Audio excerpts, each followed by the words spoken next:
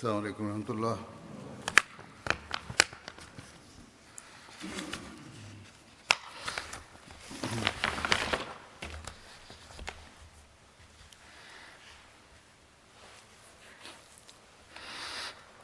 أشهد أن لا إله إلا الله وحده لا شريك له وأشهد أن محمدا عبده ورسوله أما بعد فأعوذ بالله من الشيطان الرجيم بسم الله الرحمن الرحيم الحمد لله رب العالمين الرحمن الرحيم مالك يوم الدين إياك نعبد وإياك نستعين اهدنا الصراط المستقيم صراط الذين أنعمت عليهم غير المغضوب عليهم ولا الضالين.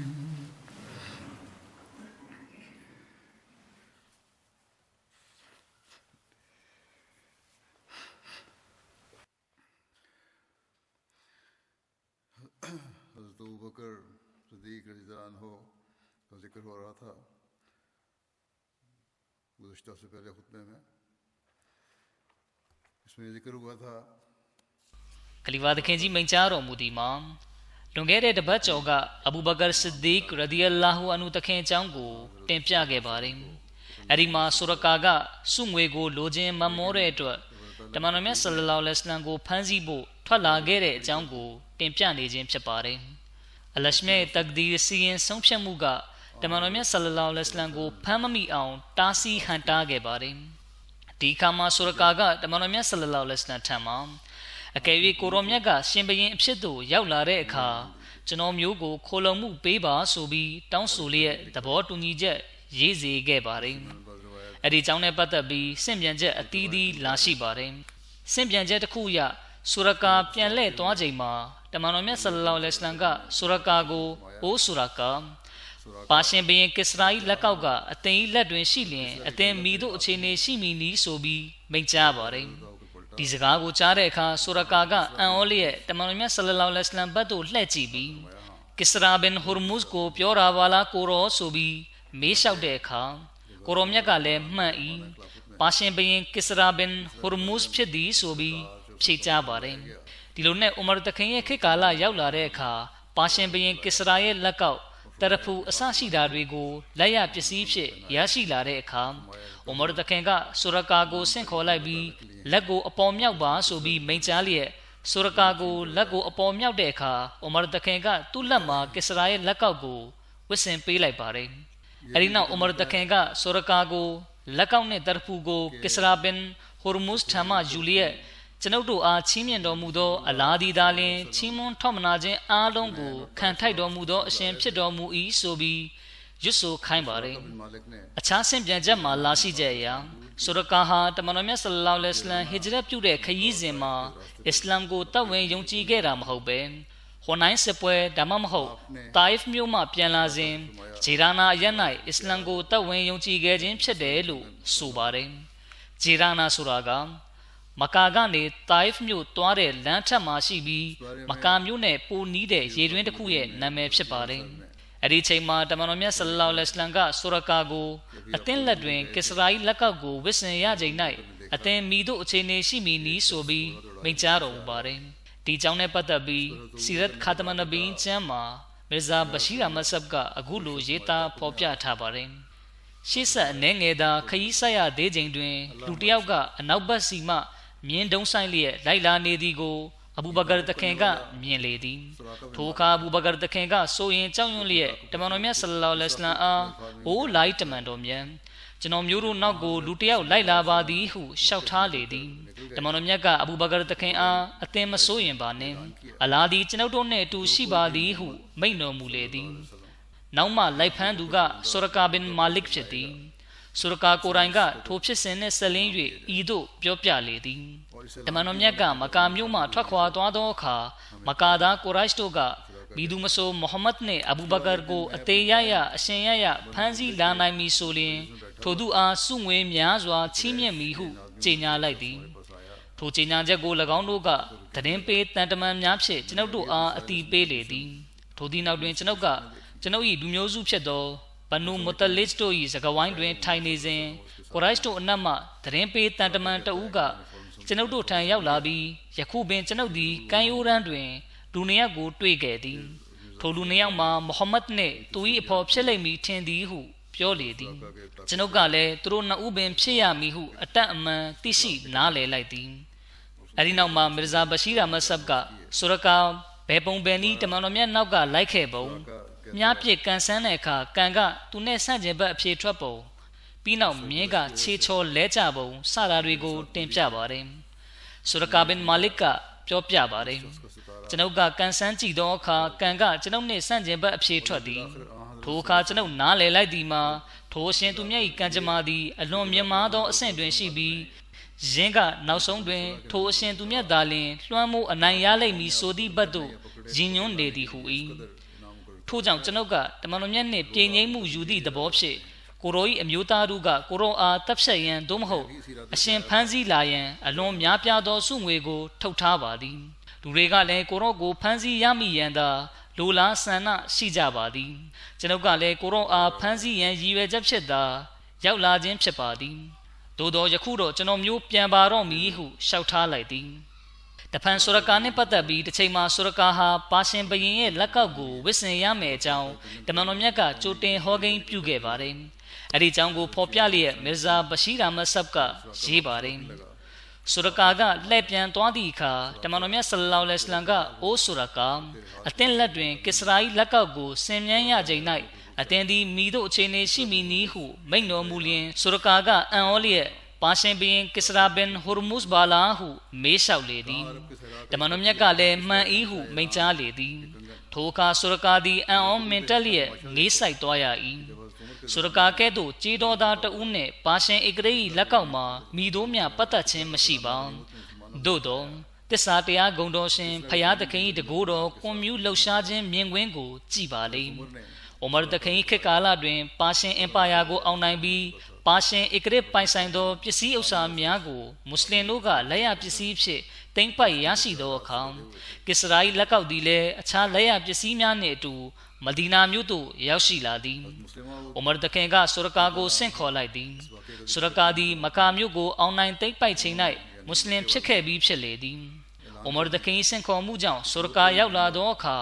တန်ဖိုးကြီးစိန်ရွှေရတနာများဖြင့်စီချဲထားသောကစ္စရာ၏ရွှေလက်ကောက်ကိုဝစ်ဆင်ပေးလေသည်မွတ်စလင်မော်ဦးဒ်ရဒီအလာဟူအန်ဟူတခင်ကဒီဖြစ်ရပ်ကိုဖော်ပြလျက်အခုလိုမိန့်ကြားတော်မူပါတယ်မကာသားတို့သည်တမန်တော်မြတ်အားရှာဖွေရာ၌မအောင်မြင်ကြသောအခါမိသူမဆိုမုဟမ္မဒ်ဆလ္လာလဟ်အလိုင်းဝါဆလမ်သို့မဟုတ်အဘူဘကာအားအရှင်ဖြစ်စေအသေးဖြစ်စေဖန်ဆီးခေါ်ဆောင်လာနိုင်လျင်ကလုတ်ကောင်းကြီးတရားဆူချမည်ဟုကြေညာခဲ့လေသည်ဤကြေညာချက်သတင်းကိုမကာမြို့အနီးတစ်ဝိုက်ရှိအုပ်စုအသီးသီးထံပို့ဆောင်ခဲ့လေသည်ဤသို့ဖြင့်ဘေဒိုဝင်အုပ်စုမှအကြီးအကဲဆူရကာဘင်မာလစ်သည်စုကြီးကိုမမောကတမန်တော်မြတ်နောက်သို့လိုက်လေတော့သည်သူသည်လိုက်လံရှာဖွေရင်းကမဒီနာသို့တွားသောလမ်းတစ်ခုပေါ်၌တမန်တော်မြတ်အားတွေ့လေသည်ကလုံးနှကောင်နှင့်အတူစီးနှင်းလိုက်ပါသူတို့အားမြင်လေသောဤဒီမှာတမန်တော်မြတ်မုဟမ္မဒ်ဆလ္လာလဟ်အလိုင်းဝါဆလမ်နှင့်သူ၏အပေါင်းဘော်တို့ပင်ဖြစ်ရမည်ဟုခံမှန်းသိရှိလျင်ဖြင့်သူသည်မြင်းကိုအပြင်းနှင်ကာနောက်မှလိုက်လေသည်ပြီးနောက်မွတ်စလင်မော်ဦးဒ်ရဒီအလာဟူအန်ဟူတခင်ကဆူရကာမြင်းပေါ်မှကျပုံမြားပြစ်ကန်ဆန်းရာကံမကောင်းတဲ့အဖြေသာထွက်ခဲ့ပုံစတဲ့ဖြစ်စဉ်တွေကိုတင်ပြပါတယ်အဲဒီနောက်မှာမွတ်စလင်မော်ဦးဒ်ရဒီအလာဟူအန်ဟူတခင်ကမိန့်ကြားပါတယ်ဆူရကာသည်နောင်ခါ၌မွတ်စလင်ဖြစ်လာခဲ့ပြီးထိုစဉ်ကကြုံခဲ့ရသောအဖြစ်ပြက်ကိုသူကိုယ်တိုင်ကဤသို့ပြောပြခဲ့လေသည်တမန်တော်မြတ်ဆလ္လာလဟ်အလိုင်းဝါဆလမ်ကကလုတ်ပေါ်တွင်တည်ငြိမ်စွာစီးနှင်းလိုက်ပါသွားလျက်သာရှိခဲ့သည်ကိုရောသည်ကျွန်ုပ်အားလှည့်၍ပင်မကြည့်ကြ တူရတွင်အဘူဘကာရဒီအလာဟူအန်နူတခင်ကမူတမန်တော်မြတ်အပေါ်အန်ဒီယေတစုံတရာကြားရောက်မိကိုစိုးရင်ပြီးကျွန်ုပ်ဘက်သို့အကြိမ်ကြိမ်လှည့်ကြည့်ခဲ့လေသည်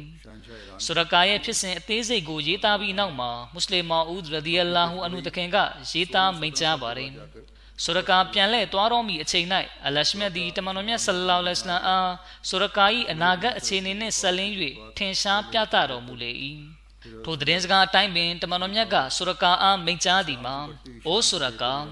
ခွစရိုဘယင်၏ရွှေလက်ကောက်များအသင်၏လက်၌ဝစ်စင်ရသောအချိန်တွင်သင်၏အခြေအနေမိတို့ဖြစ်အံ့နီဆူရကာမှာအလွန်အံ့ဩစွာဖြင့်ဟိမေတာပါရှင်ပြည့်ရှင်ခွစရိုဘာလာအရှင်ဟုမေးလေ၏တမန်တော်မြတ်ဆလ္လာလဟ်အလိုင်းဝါဆလမ်ကဟုတ်ပေသည်ဟုမိန့်ကြားလေသည်တမန်တော်မြတ်ဆလ္လာလဟ်အလိုင်းဝါဆလမ်ပြောကြားခဲ့သောဤအနာဂတိဗျာဒိတ်သည်16နှစ်18နှစ်ခန့်ကြာပြီးနောက်တွင်စကလုံးတစ်လုံးချင်းအတိအကျပြည့်စုံလာခဲ့လေသည်နောင်ခါ၌ဆူရကာသည်အစ္စလာမ်ကိုလက်ခံပြီးမဒီနာသို့ရောက်လာလေ၏တမန်တော်မြတ်ဆလ္လာလဟ်အလိုင်းဝါဆလမ်ကွယ်လွန်ပြီးနောက်အဘူဘကာသည်ပထမခလီဖာဖြစ်လာပြီးအဘူဘကာကွယ်လွန်သည့်အခါအိုမာသည်ဒုတိယခလီဖာဖြစ်လာ၏အစ္စလာမီဩဇာအရှိန်အဝါကြီးထွားလာမှုကိုကြည့်ကာပါရှင်သားတို့သည်မနာလိုဝင်တိုစိတ်ဖြစ်လျက်မွတ်စလင်တို့အားနှိမ်နင်းရန်တိုက်ခိုက်လာကြလေသည်သို့သောသူတို့မှာအစ္စလာမ်ကိုနှိမ်နင်းဖို့နေ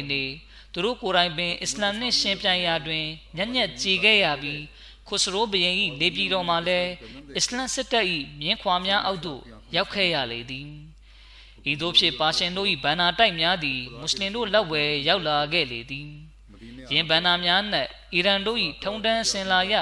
နိုင်ငံတော်ခမ်းနားများ၌ခွစရိုဘယင်ဝစ်စင်လေးရှိသောရွှေလက်ကောက်များလည်းပါရှိလေသည်ဆူရကာသည်မွတ်စလင်ဖြစ်လာပြီးနောက်တမန်တော်မြတ်ဆလ္လာလဟ်အလိုင်းဝါဆလမ်ဟစ်ဂျရတ်ပြုချိန်ကမိမိကြုံခဲ့ရသောဖြစ်ရပ်ကိုမွတ်စလင်တို့အားအလွန်ဂုဏ်ယူစွာပြောပြလေရှိခဲ့သည်ဤသို့ဖြင့်တမန်တော်မြတ်ဆလ္လာလဟ်အလိုင်းဝါဆလမ်ကသူ့အားပြောကြားခဲ့သောအိုဆူရကာပါရှင်ဘီရင်ခွစရို၏လက်ဝတ်တစားသည်သင်၏လက်သို့ရောက်သောအချိန်၌သင်၏အခြေအနေမိတို့ရှိအပ်နီးဟုသောစကားကိုလည်းမွတ်စလင်တို့တည်ထားခဲ့ပြီးဖြစ်လေသည်ပါရှင်တို့ထံမှရရှိသောလက်ရပစ္စည်းများကိုခလီဖာကြီးအိုမာတခင်ရှေ့၌တင်ဆက်ကြလေသည်ယင်းတို့နှင့်ခွစရိုဘယင်၏ရွှေလက်ကောက်ကိုမြင်ရသည့်အခါအဖြစ်ပြက်ပုံရိပ်အားလုံးတို့သည်အိုမာရီမျက်ဝန်းစုံ၌ပေါ်လာခဲ့လေသည်အလိုက်တမန်တော်သည်မိမိမွေးရမြေကိုစွန့်ကာမဒီနာသို့ရွှေ့ပြောင်းခဲ့ရသောအားနည်းမတက်တာသည့်အချိန်ထို့ပြင်မကာသားတို့ကအကယ်၍တမန်တော်မြတ်အားအရှင်ဖြစ်စေအသေးဖြစ်စေဖမ်းဆီးလျက်မိမိတို့ထံပို့ပေးမည်ဆိုလျှင်ကလုတ်အကောင်တရားဆုချမည်ဟုဆိုကာဆူရကာနှင့်အခြားလူများအားတမန်တော်မြတ်နောက်သို့လိုက်စေခဲ့သောအချိန်ထို့သောအချိန်ကာလမျိုး၌တမန်တော်မြတ်ဆလ္လာလဟ်အလိုင်းဝါဆလမ်ကဆူရကာအားအိုဆူရကာပါရှင်ဘီရင်ခွစရို၏လက်ဝတ်တစားသည်တင်း၏လက်သို့ရောက်သောအချိန်၌တင်း၏အခြေအနေမိတို့ရှိအပ်နီးဟုမိန့်ကြားခဲ့ခြင်းမှာအဘယ်မျှကြီးကျယ်ခမ်းနားလိုက်သောအနာဂတိစကားပါနည်းအဘယ်မျှရှင်းလင်းပြတ်သားသောအကွယ်မှသတင်းပါနည်းအိုမာတခင်ကမိမိရှိ၌ခွစရိုဘင်၏ရွှေလက်ကောက်ကိုမြင်ရသောအခါအလရှမြတ်၏တကိုးဆွမ်းတော်များကိုမျက်ဝါးထင်ထင်မြင်အောင်လာလေတော့သည်ထို့နောက်အိုမာတခင်ကဆူရကာကိုခေါ်ခဲ့ပါဟုပြော၏ဆူရကာရောက်လာသောအခါအိုမာကသူ့အားခွစရို၏လက်ကောက်ကိုတင်းလက်၌ဝစ်စင်ပါဟုအမိန့်ပေးလေသည်ဆူရကာကအိုအလာတမန်တော်၏ခလီဖာကြီးမွတ်စလင်အမျိုးသားတို့အားရွှေမဝတ်ရန်တားမြစ်ထားသည်မဟုတ်ပါလောဟုပြောလေ၏ထိုအခါအိုမာတခင်ကမှန်၏တားမြစ်ထားပေသည်သို့သောဤအခွင့်အခါမျိုးတွက်မဟုတ်တင်ဤလက်၌ရွှေလက်ကောက်ဝစ်စင်ထားလျက်ရှိကြောင်းအလရှမြတ်ကတမန်တော်မြတ်မုဟမ္မဒ်တခင်ဆလ္လာလဟ်အလိုင်းဝါဆလမ်အားပြသတော်မူခဲ့၏ထို့ကြောင့်အသင်သည်ဤလက်ကောက်ကိုယခုဝတ်မီလောသို့မဟုတ်ငါသည်အသင်အားဒဏ်ပေးရမည်လောဟုပြောလေသည်ရှရီယတ်တရားတော်ကကန့်သက်ထားသောကိစ္စဖြစ်နေ၍သာဆူရကာကထိုသို့ပြောခြင်းဖြစ်၏သို့မဟုတ်ပါကတမန်တော်မြတ်ဆလ္လာလဟ်အလိုင်းဝါဆလမ်၏အနာဂတိဟောကိန်းပြည့်စုံလာခြင်းကိုသူကိုယ်တိုင်ကမြင်တွေ့လိုပေသည်ဆူရကာသည်ယင်းလက်ကောက်ကိုလက်၌ဝစ်ဆင်ခဲ့သည်ဤသို့ဖြင့်မွတ်စလင်ပေါင်းတို့သည်အလွန်ကြီးကျယ်သောအနာဂတိဗျာဒိတ်ပြည့်စုံခြင်းကိုမျက်ဝါးထင်ထင်မြင်တွေ့ခဲ့ကြရလေသည်ဒီနောက်ဆူရကာကအပြန်ခရီးမှာကိုရိုက်တို့ကတမန်တော်မြတ်ဆလ္လာလဟ်အလိုင်းဝါဆလမ်ကိုရှာဖွေဖို့ဆေလွတ်လိုက်တဲ့အုပ်စုတစ်ခုနဲ့တွေ့ပါတယ်အဲ့ဒီအုပ်စုကဆူရကာကိုတမန်တော်မြတ်နဲ့တွေ့ခဲ့သလားဆိုပြီးမေးတဲ့အခါဆူရကာကအဲ့ဒီအုပ်စုကိုတမန်တော်မြတ်နဲ့ပတ်သက်ပြီးဘာမှမပြောခဲ့သလိုနောက်ကလိုက်မဲ့အဲ့ဒီအုပ်စုပါပြန်လှည့်သွားရအောင်စကားများကိုပြောဆိုခဲ့ပါတယ်တမန်တော်မြတ်ဆလ္လာလဟ်အလိုင်းဝါဆလမ်မဒီနာသို့ဟစ်ဂျရတ်ပြုတဲ့ခရီးစဉ်မှာ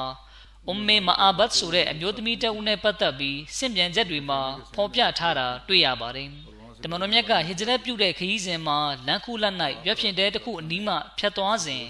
ရိတ်ခါရှာဖွေရယူဖို့အတွက်တမန်တော်မြတ်နဲ့ခရီးသွားဖို့အုပ်စုကရပ်တန့်လိုက်ကြပါတယ်။အဲ့ဒီရွက်ဖျင်တဲက Umme Ma'abad ရဲ့ရွက်ဖျင်တဲဖြစ်ပါတယ်။ Umme Ma'abad ရဲ့နာမည်ရင်းက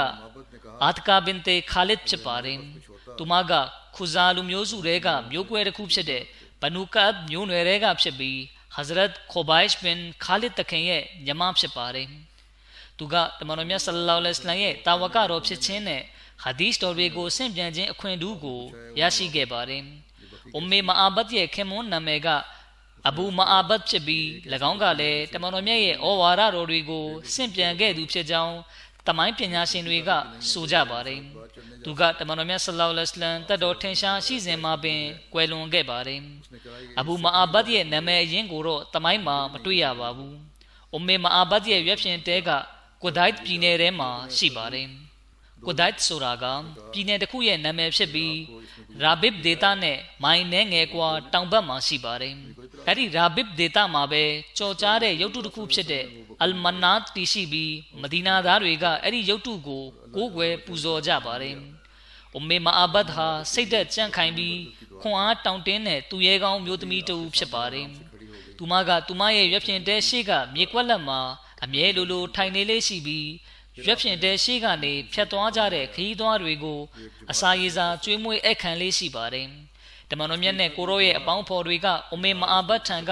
အသားနဲ့စွန်ပလွန်သီးတွေဝယ်ယူဖို့မေးမြန်းပါတယ်။ဒါပေမဲ့သူမထံမှာအသားရောစွန်ပလွန်သီးပါဘာမှမရှိကြောင်းသူမကဖြေကြားပါတယ်။အဲဒီတုန်းက Umme Ma'abad နဲ့သူမရဲ့လူမျိုးစုဟာ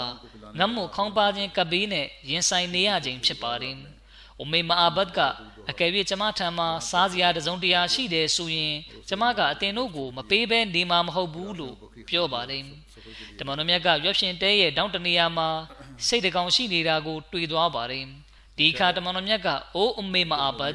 ဒီစိတ်ကဘယ်ကရောက်နေတာလဲ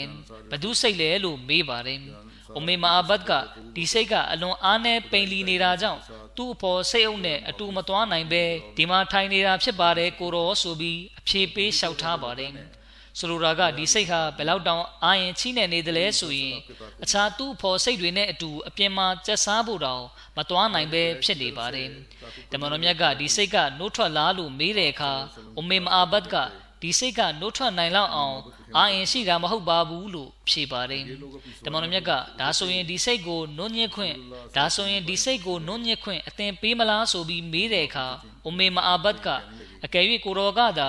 ဒီစိတ်မှာနိုးရှိတယ်လို့ယူဆရင်ညှစ်ယူနိုင်ပါတယ်ဆိုပြီးဖြေပါတယ်။အဲဒီခါမှာတမန်တော်မြတ်ကအဲဒီစိတ်ကိုတောင်းလိုက်ပြီးစိတ်ရဲ့သားမြတ်နေရာကိုမိမိရဲ့လက်တော်နဲ့ပုတ်တက်ပြီးတကူတော်အနန္တရှင်အလရှမြတ်ရဲ့နာမည်တော်ကိုတန်းတရေရွတ်ပါတယ်။ပြီးနောက် Umme Ma'abad အလို့ငါသူမရဲ့စိတ်မှာဘရကတ်တိုးပွားမှုဖြစ်လာစေဖို့ဒွါဆုတောင်းပါတယ်။အဲဒီခါစိတ်ကတမန်တော်မြတ်ရဲ့ရှေ့မှာအေးဆေးသက်သာစွာထရက်လိုက်ပါတယ်။အဲဒီနောက်နို့တွေကောင်းစွာဆင်းသက်လာပြီးကိုတော်က၎င်းတို့ထံကခွက်တစ်ခုတောင်းယူလျက်နုံညစ်ပါတယ်။အဲဒီစိတ်ထံကနေနို့တွေဘလောက်တောင်ထွက်လာသလဲဆိုရင်လူအုပ်စုကြီးတစ်ခုလုံးကိုဝါလင်စေခဲ့ပါတယ်။စိတ်နှုတ်ကဘလောက်ညစ်လို့ရသလဲဆိုရင်ခံထားတဲ့ခွက်ကြီးရဲ့ထိတ်ဆုံးပိုင်းအထိနို့တွေကရှန်တက်လာပါတယ်။အဲဒီနောက်ကိုတော်မြတ်ကပထမဆုံး Umme Ma'abad ကိုဘိုက်ဝအောင်ထိစိတ်နှုတ်တိုက်ပါတယ်။တဖန်တမန်တော်မြတ်ကမိမိရဲ့အပေါင်းဖော်တွေကိုဗိုက်ပြေးတဲ့အထိစိတ်နှုတ်ကိုတိုက်ကျွေးပါတယ်။အားလုံးတောက်ပြီးနောက်မှာကိုတော်မြတ်ကတောက်သုံးတော်မူပါတယ်။စိတ်နှုတ်တောက်ပြီးတဲ့နောက်မှာကိုတော်မြတ်ကမိမိလူမျိုးစုကိုတိုက်ကျွေးသူသည်နောက်ဆုံးမှတောက်လေရှိသည်ဆိုပြီးမိန့်ကြားပါတယ်။အတန်ငယ်ကြာပြီးနောက်မှာတမန်တော်မြတ်ကအစောကစိတ်နှုတ်ခံခဲ့တဲ့ခွက်ကြီးထဲမှာနောက်တစ်ကြိမ်စိတ်နှုတ်ညစ်ပြန်တဲ့အခါခွက်ကြီးထဲမှာစိတ်နှုတ်ကပြည့်ရှံသွားပြန်ပါတယ်။အဲဒီစိတ်နှုတ်ပြည့်နေတဲ့ခွက်ကို Umme Ma'abad ထံမှာထားရိတ်ခဲ့ပြီးအဲဒီစိတ်ကို Umme Ma'abad ထံကဝယ်ယူလျက်ရှေ့ကိုခရီးဆက်ခဲ့ပါတယ်။သမိုင်းကျမ်းတွေမှာလာရှိပါတယ်။တစ်ဖက်တွင်တမန်တော်မြတ်နှင့်ကိုရော၏အဖော်မွန်အဘူဘကာတခင်တို့ကအလရှမြတ်၏အကူအညီဖြင့်ကောင်းကင်တမန်များ၏စောင့်ရှောက်ဝန်ရံမှုအောက်တွင်ခရီးဆက်နေကြပြီးအခြားတစ်ဖက်တွင်မကာသားတို့ကယခုတိုင်အရှုံးကိုလက်မခံကြသေးပဲတမန်တော်မြတ်၏နောက်သို့သာမပြတ်တမ်းလိုက်နေကြပေသည်။ထို့သောဖြင့်ကိုရိုက်တို့ဘက်မှခြေရာခံလိုက်သူအုပ်စုတစ်ခုက တမန်တော်မြတ်အားရှာဖွေရင်းဖြင့်အုမ်မေမအာဘတ်ရဲ့ရွက်ဖြင်တဲသို့ရောက်ရှိလာကြသည်၎င်းတို့ကမိမိတို့၏အစည်းအဝေးများပေါ်ကဆင်းသည်နှင့်တမန်တော်မြတ်အကြောင်းကိုမေးလေတော့သည်အုမ်မေမအာဘတ်ကလည်းအံ့ဩထိတ်ဖြာလျက်အသင်တို့ကငါတခါမှမကြားဘူးသောအကြောင်းအရာကိုမေးနေပါလားအသင်တို့မေးနေသည်ကိုလည်းငါနားမလည်ပါအသင်တို့ဘာကိုအလိုရှိပါသနည်းဟုမေးလေသည်မကာသားတွေကမေးရင်မြန်းရင်နှင့်ကြမ်းတမ်းစွာပြုမှုလိုတော်လဲသူရတတ်သည့်နှင့်ပြည့်စုံသည့်ထိုမျိုးသမီးကယခုတင်အသင်တို့ငါထံမှထွက်ခွာမသွားလျင်ငါ၏လူမျိုးစုကိုအတန်ပြုလျက်ခေါ်ရပါလိမ့်မည်ဟုပြောလေသည်မကာသားတို့ကလည်းထိုမျိုးသမီးအစဉ်တန်းကိုကောင်းစွာနားလည်ထားပေရာပြန်လှည့်သွားသည်ကသာအကောင်းဆုံးဖြစ်လိမ့်မည်ကိုတွေးလျက်လှည့်ပြန်ခဲ့ကြလေသည်တမန်တော်မြတ်ကလန်ခီမှာပင်ရှိပါသေးသည်ထိုစဉ်မွတ်စလင်အုပ်စုတစ်ခုနှင့်အတူစီးရီးယားမှကုန်သွယ်ပြီးပြန်လာနေသည့်ဇူဘိုင်တခင်နှင့်တွေ့လေသည်ဇူဘိုင်တခင်ကတမန်တော်မြတ်နှင့်အဘူဘကာတခင်ကိုတန်ဖိုးကြီးအဖြူရောင်ဝတ်စုံကိုဝတ်ဆင်ပေးလေသည်ဇူဘိုင်တခင်နှင့်စုံစည်းတဲ့အကြောင်းကိုဖော်ပြလျက်မီဇာဘရှိရာမဆပ်ကရေးပါတယ်လန်ခီတွင်တမန်တော်မြတ်နှင့်စီးရီးယားမှကူတန်းရောင်းဝယ်ပြီးမွတ်စလင်အုပ်စုငယ်တစ်ခုနှင့်အတူမကာသို့ပြန်လာနေသောဇူဘိုင်ဘင်အဝမ်တခင်တို့နှင့်တွေ့လေသည်ဇူဘိုင်တခင်ကအဖြူရောင်ဝတ်စုံနှစ်ခုကိုတမန်တော်မြတ်နှင့်အဘူဘကာတခင်အားဝတ်ဆင်ပေးလေသည်ဇူဘိုင်တခင်ကကျွန်တော်မျိုးသည်လည်းမကာပြန်ပြီးများမကြခင်မှာပင်ကိုရောနှင့်မဒီနာ၌လာရောက်တွေ့ဆုံပါမည်ဟုလျှောက်ထားလေသည်ဘုခါရီကျမ်းမှာဆင့်ပြန်ချက်တစ်ခုလာရှိပါတယ်ဟစ်ဂျရတ်ခီးစဉ်တလျှောက်တခါတရံတွင်အဘူဘကာတခင်ကုံသွဲလုပ်ငန်းလုပ်ခဲ့စဉ်ကစုံစည်းခဲ့ဘူးသူများနှင့်ထပ်မံစုံစည်းရာ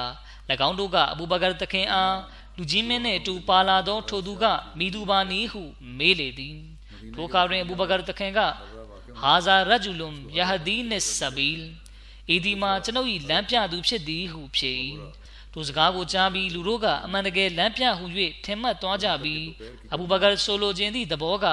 လမ်းမှန်သို့ညွှန်ပြသူဖြစ်သည်ဒီကြောင်းရာနှင့်ပတ်သက်ပြီးမီဇာဘရှိရာမဆပ်ကရေးပါတယ်အဘူဘကာတခင်သည်ကုံတဲ့အလုပ်ကိုလုပ်ကင်သူဖြစ်ရာထိုလမ်းမှာအကြိမ်ကြိမ်အသွားလာလှုပ်လေ့ရှိသူဖြစ်သည်ထိုကြောင့်လူအများစုကအဘူဘကာတခင်ကိုသိကြသည်သို့သောတမန်တော်မြတ်ဆလ္လာလဟ်အလိုင်းဝါဆလမ်ကိုမူမသိကြကြတို့ဖြစ်၍လူတို့ကအသင်းရှိတွင်တွားနေသူကမိသူနီးဟုမေးကြ၏အဘူဘကာတခင်ကဟာဇာယဟဒီနစ်ဆဘီလ်ဟုဖြေ၏ဆိုလိုဒီမှာဤသူသည်ကျွန်ုပ်၏လမ်းပြဖြစ်သည်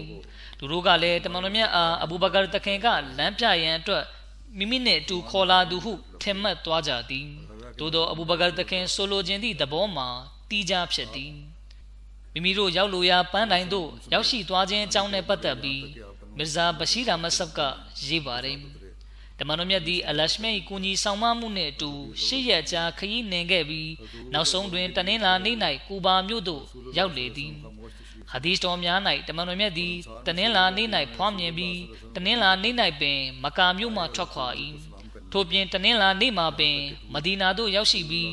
တနင်္လာနေ့၌ပင်ကွယ်လွန်နှိပ်စရောက်ခဲ့သည်ဟု၍ဖော်ပြထားပါသည်ကူဘာဆိုသည်မှာရေတွင်တစ်ခု၏အမည်ဖြစ်ပြီးနောက်ပိုင်းတွင်ထိုမြို့ကိုလည်းကူဘာဟု၍ပင်ခေါ်ဆိုခဲ့ကြလေသည်ထိုမြို့တွင်အန်ဆာရီအုပ်စုဝင်များနှင့်ဘနူအမာဘင်အော့ဖ်လူမျိုးစုတို့နေထိုင်ကြသည်ထိုမြို့ကမဒီနာမှ2မိုင်ကွာတွင်ရှိသည်အချို့ပညာရှင်များ၏အဆိုအရကူဘာမြို့သည်မဒီနာမှ3မိုင်ကွာတွင်တည်ရှိသည်ထိုမြို့ကိုအာလီယာဟု၍လည်းခေါ်ကြသည်မဒီနာမြို့သားတွေကတမန်တော်မြတ်မကာမှထွက်ခွာလာပြီးဆိုတဲ့သတင်းကိုကြားသိပြီးဖြစ်ပါတယ်ဒီလိုကြောင့်သူတို့ကနေစဉ်နနက်ခင်းတိုင်းမှာမဒီနာမြို့ပြင်ရှိကြောက်တောင်ထွတ်တစ်ခုသို့တက်ပြီးတမန်တော်မြတ်အလာကိုစောင့်ကြိုတက်ကြပါတယ်မဒီနာမြို့ကကြောက်တောင်ထွတ်နှစ်ခုကြားမှာတည်ရှိပါတယ်မဒီနာမြို့ရဲ့အရှေ့ဘက်မှာကြောက်တောင်ငယ်တစ်ခုရှိပြီးအဲ့ဒါကိုဟာရာဘနူကိုရိုင်ဇာလို့ခေါ်ပါတယ်မဒီနာမြို့ရဲ့အနောက်ဘက်3မိုင်ကွာမှာနောက်ထပ်ကြောက်တောင်တစ်ခုရှိပြီးအဲ့ဒါကိုဟာရတ်တူလ်ဝဘူရာလို့ခေါ်ပါတယ်မဒီနာသားတွေကအဲ့ဒီကြောက်တောင်ထွတ်တွေပေါ်မှာနေ့စဉ်နနက်ခင်းတိုင်းတမန်တော်မြတ်အလာကိုသွားဆောင်နေတတ်ပြီးပူပြင်းတဲ့နေ့လယ်အချိန်ဆိုမိမိတို့နေရက်သို့အသီးသီးပြန်လာကြပါတယ်တရက်မှာမဒီနာသားတွေကအချိန်တော်ကြာသည့်အထိစောင့်ဆိုင်နေပြီးမှပြန်လာခဲ့ပြီးမိမိတို့အိမ်သို့ပြန်ရောက်ကြတဲ့အခါယဟူဒီပုဂ္ဂိုလ်တယောက်ကသူတို့ပိုင်တဲ့ရဲတိုက်တွေထဲကရဲတိုက်တစ်ခုပေါ်သို့အလုပ်ကိစ္စတစ်ခုကြောင့် တက်သွားခဲ့ပါတယ်။အဲဒီခါမှာအဲ့ဒီယဟူဒီကအဖြူရောင်ဝစ်စုံကိုစီဝစ်စင်ထားကြတဲ့တမန်တော်မြတ်နဲ့ကိုရော့ရဲ့အဖော်မွန်တို့လာနေတာကိုတွေ့သွားခဲ့ပါတယ်။အဲ့ဒီမြင်ကွင်းကိုမြင်ရပြီးယဟူဒီပုဂ္ဂိုလ်ကမိမိကိုထိမ့်ချုပ်လို့မရတော့ဘဲကျဲလောင်သောအတန်ဖြင့်အိုးအရဗ်တိုင်းသားတို့အသင်တို့စောင့်မျှော်နေကြတဲ့အသင်တို့ရဲ့ခေါင်းဆောင်ကြွချီလာပြီးဆိုပြီးအော်ပြောလိုက်ပါတယ်ဒီခါမွတ်စလင်တွေကအပြေးနှင်လျက်တမန်တော်မြတ်ဆလ္လာလဟ်အလိုင်းဝါဆလမ်ကိုတွားရောက်ကြိုဆိုကြပါတယ်တမန်တော်မြတ်ဆလ္လာလဟ်အလိုင်းဝါဆလမ်ကဘနူအမာဘင်အော့ဖ်တို့နေထိုင်ရာရက်ကွက်ထဲသို့လှည့်ဝင်လာခဲ့ပါတယ်အဲ့ဒီနေ့ကတနင်္လာနေ့ဖြစ်ပြီးရဘီဥလ်အဝလဖြစ်ပါတယ်အဘူဘကာတခင်ကလူတို့ကိုကြိုဆိုဖို့အတွက်မတ်တက်ရက်လိုက်ပြီးတမန်တော်မြတ်ဆလ္လာလဟ်အလိုင်းဝါဆလမ်ကနှုတ်ဆက်လျက်ထိုင်နေပါတယ်အန်ဆာရီများနဲ့တမန်တော်မြတ်ဆလ္လာလဟ်အလိုင်းဝါဆလမ်ကိုမမြင်ဘူးကြတဲ့လူတွေကရောက်ရှိလာပြီးအဘူဘကာတခင်ကိုဆလမ်ဆိုလျက်နှုတ်ဆက်ကြပါတယ်အဲ့ဒီခိုင်မှာတမန်တော်မြတ်ဆလ္လာလဟ်အလိုင်းဝါဆလမ်ပေါ်သို့နေအောင်ကြတဲ့အခါအဘူဘကာတခင်ကရှေ့သို့တိုးလျက်ကိုရောအားမိမိရဲ့ဝိယုံဖြစ်နေကာပေးလိုက်ပါတယ်အဲ့ဒီခါကျမှတမန်တော်မြတ်ဆလ္လာလဟ်အလိုင်းဝါဆလမ်ကိုလူတွေကသိရှိသွားကြပါတယ်အဲ့ဒီနောက်တမန်တော်မြတ်ဆလ္လာလဟ်အလိုင်းဝါဆလမ်ကဘနူအမာဘင်အော့ဖ်လူမျိုးစုရဲ့ရက်ကွက်မှာ10ညကျော်တဲခိုနေထိုင်ခဲ့ပါတယ်ဘူခါရီကျမ်းရဲ့ဆင့်ပြန်ချက်တစ်ခုအရ14ညတဲခိုနေထိုင်ခဲ့ပါတယ်ပြီးနောက်မှာမစဂျစ်ဝေချောင်းတစ်ခုကိုတကွာတရားပေါ်ခြေခံလျက်အုံမြင့်ချခဲ့ပြီးတမန်တော်မြတ်ဆလ္လာလဟ်အလိုင်းဝါဆလမ်ကနမတ်ပြုပါတယ်ဘူခါရီကျမ်းရဲ့နောက်ထပ်ဆင့်ပြန်ချက်တစ်ခုအရတမန်တော်မြတ်ဆလ္လာလဟ်အလိုင်းဝါဆလမ်ကကူဘာမြို့မှာ10ညကျော်တဲခိုနေထိုင်ခဲ့ပါတယ်အခြားဆင့်ပြန်ချက်တစ်ခုအရတမန်တော်မြတ်ဆလ္လာလဟ်အလိုင်းဝါဆလမ်ကကူဘာမြို့ရှိဘနူအမာဘင်အော့ဖ်လူမျိုးစုတို့နေထိုင်ရာရက်ကွက်မှာတနင်္လာအင်္ဂါဗုဒ္ဓဘူးနဲ့ကြာသပတေးနေ့ထိ4ရက်တာတဲခိုနေထိုင်ခဲ့ပြီးတောက်ကြနေ့မှာမဒီနာသို့ထွက်ခွာခဲ့ခြင်းဖြစ်ပါတယ်နောက်ထပ်ဆင့်ပြန်ချက်တစ်ခုမှာတမန်တော်မြတ်ဆလ္လာလဟ်အလိုင်းဝါဆလမ်ကကူဘာမြို့မှာ22ညတာနေထိုင်ခဲ့တယ်လို့ဖော်ပြထားပါတယ်မွတ်စလင်မာဦးရဒီအလာဟူအန်ဟူတခင်ကတမန်တော်မြတ်ဆလ္လာလဟ်အလိုင်းဝါဆလမ်ကူဘာမြို့သို့ရောက်ရှိလာပုံအကြောင်းနဲ့ဆက်နွယ်ပြီးမိန့်ကြားပါတယ်တမန်တော်မြတ်သည်ဆိုရကာကိုပြန်ခွင့်ပြုပြီးနောက်မဒီနာသို့အနောက်ရှက်မရှိခရီးဆက်လေသည်မကာသားတို့မှာတမန်တော်မြတ်ရောက်လာကိုစောင့်စားရင်းတီးမခံနိုင်ကြတော့ပြီးမကာအတွက်ထွန်းပခဲ့သောနေမင်းသည်ယခုမူမဒီနာသားတို့အပေါ်ထပ်ပြူခဲ့လေပြီဤဒီထက်ပို၍သူတို့အတွက်ကံကောင်းထောက်မမှုသည်အခြားအဘယ်မှရှိပါဦးမည်နည်းတမန်တော်မြတ်ဆလ္လာလဟ်အလိုင်းဝါဆလမ်မကာမှထွက်လာပြီးဆိုသည့်တရင်ရသောနေမှဆ၍မဒီနာသားတို့မှာတမန်တော်မြတ်ရောက်အလာကိုစောင့်စားနေခဲ့ကြလေသည်နေစဉ်အုပ်စုများဖွဲ့ကတမန်တော်မြတ်အားရှာဖွေရန်အတွက်မဒီနာမြို့ပြင်မိုင်းတန်ငယ်ဝေးသောရက်ထိထွက်ခဲ့ကြပြီးနေဝင်ချင်းရောက်လင်းဖြစ်ဝမ်းနဲ့အားငယ်စွာဖြင့်ပြန်လာခဲ့ကြလေသည်နောက်ဆုံး၌တမန်တော်မြတ်သည်မဒီနာမြို့အနီးသို့ရောက်လာပြီးမဒီနာမြို့အနီးမှကျေးရွာတစ်ခုဖြစ်သောကူဘာအရပ်၌ခိတ္တနာယံဆုံးဖြတ်ခဲ့လေသည်ယဟူဒီတယောက်ကကလုံးနှစ်စီးလာနေသည်ကိုမြင်တွေ့ရာဤဒီမှာတမန်တော်မြတ်မုဟမ္မဒ်တခင်ဆလ္လာလဟ်အလိုင်းဝါဆလမ်နှင့်အဖွဲ့သားလင်ဖြစ်ရမည်ဟုအတက်သိခဲ့လေသည်ထိုအခါသူသည်ကုန်းမြစ်တစ်ခုပေါ်သို့တက်ကာအိုကီလာ၏သားမြေတို့ကီလာမှာမဒီနာသားတို့၏အဖွားတဦးဖြစ်သည်အသင်တို့စောင့်မျှော်နေခဲ့သောသူသည်ရောက်ရှိလာခဲ့ပြီဟုအတန်ပြုဟစ်ကြွေးလေတော့သည်ထိုတန်ကိုကြားသည်နှင့်မဒီနာမြို့သူမြို့သားအားလုံးတို့သည်ကူဘာဘတ်သို့အပြေးလွှားသွားကြကုန်၏ကူဘာရှိဒေသခံများကလည်းအလာဟီတမန်တော်သည်သူတို့အရက်၌နားခိုရန်ကြွလာခြင်းကြောင့်ပျော်ရွှင်မဆုံးဖြစ်နေကြတော့သည်ထိုအခါသမယ၌တမန်တော်မြတ်ဆလ္လာလဟ်အလိုင်းဝါဆလမ်၏အလွန်မြတ်မားသည့်ရိုးစင်းမှုကိုတတ်သိပြုသောဖြစ်ရတစ်ခုပေါ်ပေါက်ခဲ့လေသည်မဒီနာမြို့သားအများစုသည်တမန်တော်မြတ်၏မျက်နှာတော်ကိုမမြင်ဘူးကြကြတမန်တော်မြတ်သည်ကူဘာပြင်ဘက်ရှိတစ်တပင်အောက်၌ထိုင်နေ၏မဒီနာဘက်မှလူတို့သည်တမန်တော်မြတ်စီသို့အပြေးလွှားလာနေကြပေသည်တမန်တော်မြတ်သည်တစ်ပင်အောက်တွင်အလွန်ရိုးစင်းစွာထိုင်လျက်ရှိပေရာမဒီနာသားတို့အနက်မှတမန်တော်မြတ်အားမမြင်ဘူးသူများက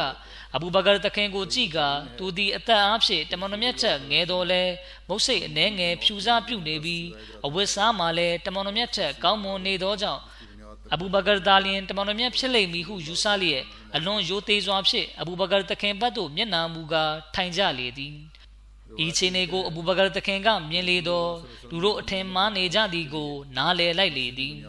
သူသည်ချက်ချင်းမတက်ရက်ကမိမိခြုံလွာကိုဖြန့်၍တမန်တော်မြတ်ရှေ့မှနေကာပေးရင်းအိုးတမန်တော်မြတ်ကိုရောမြတ်အပေါ်နေအောင်ခနေပါသဖြင့်ကျွန်တော်မျိုးအရေးမိုးပေးပါရစေဟုပြောကြားခဲ့လေသည်ဤသို့ဖြင့်သူသည်အလွန်တိမ်မွေသောနည်းဖြင့်သူတို့အား၎င်းတို့၏အမားကို အတိပေးခဲ့လေသည်ဒီအကြောင်းကိုဖော်ပြလျက်မီဇာဘရှိရာမတ်ဆပ်ကဘူခါရီကျမ်းထဲကဆင့်ပြန်ချက်တစ်ခုကိုအကိုးကားပြုလျက်ရေးသားပါတယ်ဘူခါရီကျမ်း၌ဟာရာဘင်အာဇစ်၏ဆင့်ပြန်ချက်ကိုဖော်ပြထားပါသည်တမန်တော်မြတ်မဒီနာသို့ရောက်ရှိလာခြင်းကြောင့်ဖြစ်သောအန်ဆာရီတို့၏ယင်ထဲကပျော်ရွှင်မှုကို၎င်းတို့ထံ၌အခြားမည်သည့်အခွင့်အခါတွင်မျှမတွေ့ဘူးပါခြင်းတေရမေဇီကျမ်းနှင့်အစ်ဘနေမာဂျာကျမ်းတို့ကအနတ်ဘင်မာလစ်တခင်ထံမှဆင့်ပြန်ပါသည်တမန်တော်မြတ်ဆလ္လာလဟ်အလိုင်းဝါဆလမ်မဒီနာသို့ကြွားမြန်းလာသည့်အခါကျွန်ုပ်တို့သည်မိမိတို့အတွက်မဒီနာမြို့ကလင်းဝင်တောက်ပခဲ့ပြီဟုခံစားမိလေသည်တမန်တော်မြတ်ကွယ်လွန်သည့်အခါမဒီနာမြို့ထက်ပိုပြီးမှောင်မိုက်သောနေရာဒေသဟု၍တခါမျှမမြင်ဘူးခဲ့ပါခြင်းတမန်တော်မြတ်ဆလ္လာလဟ်အလိုင်းဝါဆလမ်ကိုခရီးဥကြိုပြုကြသူတွေနဲ့တွေ့ဆုံပြီးနောက်မှာကိုတော်ကတစုံတရာကိုစဉ်းစားမိသောကြောင့်မိသည့်အရာကိုစဉ်းစားမိကြောင်းကိုမူတမိုင်းကျမ်းတွင်ဖော်ပြထားခြင်းမရှိခြင်း